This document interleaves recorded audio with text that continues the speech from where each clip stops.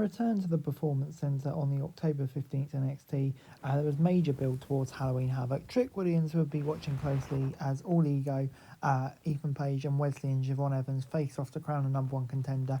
And we also got developments in the women's division as well as with the North American title. So let's get straight into things. And Tony D'Angelo toasted Obafemi, which led to the ruler coming out to address the new North American champ. The challenger rolled the Halloween Havoc wheels for a rematch and landed on tables, ladders and scares. This was simple and effective follow-up from last week. Tony D spoke with confidence, perhaps taunting Femi a little much.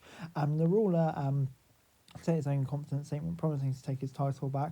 With D'Angelo and Femi not the typical title competitors for a great little ladder match, they have proven chemistry in a very with each match. This could be a show stealer at Halloween Havoc and will not need much more of a build to set the final contest for the North American Championship on the line. However, Femi is going to take out the Don's family before Halloween Havoc to add an extra personal edge.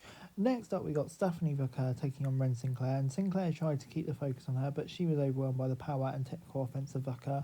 The promo sealed the win with a package backbreaker after when Roxanne Perez and Cora Jade attacked Booker until Julia arrives to make the save. The new stars of NXT, Jade and Perez reeling, and then the Primera laid out a tag team challenge to the heels at Halloween Havoc. This was partly a one-sided battle, but Sinclair did her best to make Booker look dangerous from the outset, and yeah, it's a fun showcase of her. Still, much more is going to be seen from her in the coming months, but I thought this was a really good set, and yeah, a fatal four-way match for the NXT title looks inevitable at some point. I can't wait for that. So yeah, I'm going to give it a 7 out of 10. We then got a gentleman's duel between Lexis King and Ori Mensa, but before this match, the full rules were established, including some complicated tricks to avoid attacking a downed opponent. With both men had near slip-ups on regulations, the final sequence of pin attempts ended with an impressive double leg trap bridging pin that took the victory.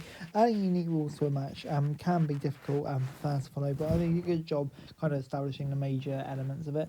Once this was found, the two men mostly rolled through and felt like they ran out of steam near the end. It was verging on great, but fell to merely good. King winning was a surprise, and to be honest, for me, probably the wrong result.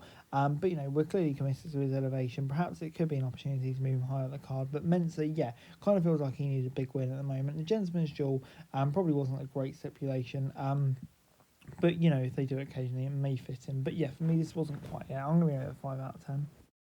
Lola Bison took on Nikita Lyons. As Lola was rolling, Jada Parker blasted Vice with a hypnotic and set up Lyons for a Lion Roar to win. It became a lifetime ago since Lyons has been at the top of the division, of course, with all her injury issues.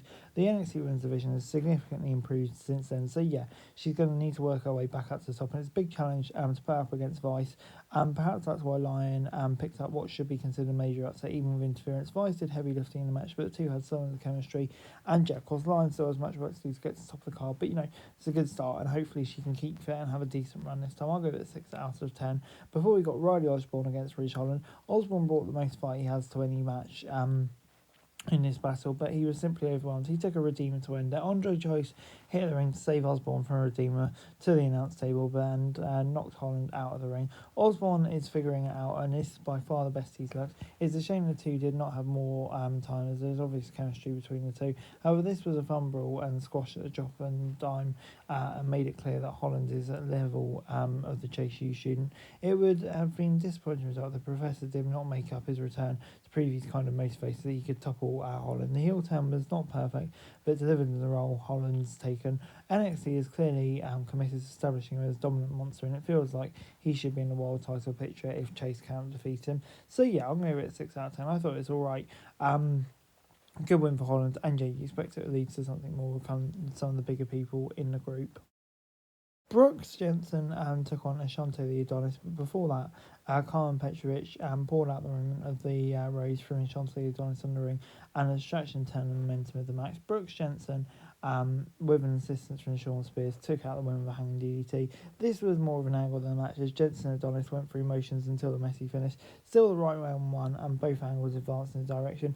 Jensen's heel run still, for me, not quite working, and it's helped on his undefined ring style. He just cannot seem to put together the character performances needed. He still needed the win here more than Adonis. So yeah, for me it's the right result, and you know, it was no right match up to that point here. And his relationship with Petrovic is finally beginning to advance. But yeah, we'll have to wait and see where it goes. I'll go with a 6 out of 10. We then got the number one contenders match between All Ego, Wesley and Siobhan Evans. And after a competitive battle, Siobhan Evans had Wesley out on the mat after a springboard corkscrew. But All Ego snuck up in to stack him up, and the young OGs for the free. Paige called out Trick to spin the Halloween Havoc wheel. It's determined their rematch would be a Devil Playgrounds bout before All Ego blasted the champ with his title. Nothing in the ring on this night was anywhere near the main event. On a night of solid story-driven moments, this was all action. These men were flying, especially young OG, and after an unfortunate end to the biggest match of his career last week, the contest was all Evans, who looked like a world beater with the whole audience behind him. Despite Lee coming off as the most obvious next man up, it looks like we're going to revisit Trick v Page one last time, and hopefully the stipulation can bring the best out of them. With limited time before Halloween Havoc, this probably makes sense and leads today's matches further down the line. It was rushed at the end of the night, but you know, for me, it was a fun match still, and yeah, an intriguing result, so I'll give it a 7 out of 10. Overall, NXT gets a 6 out of 10 from me this week. I thought there's some really good aspects to NXT this week, and maybe some not so good aspects. Loving the stuff really involved with the two world titles. Maybe the undercard stuff is stuff that maybe on this show that I'm not quite as convinced by.